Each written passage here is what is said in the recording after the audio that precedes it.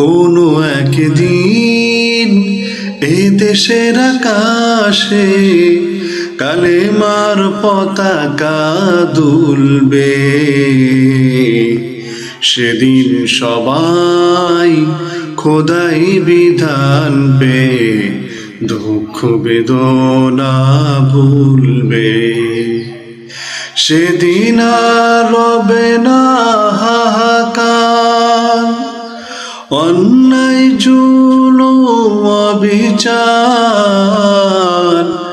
থাকবে না অনাচার দুর্নীতি কদাচার, সকলেই শান্তিতে থাকবে।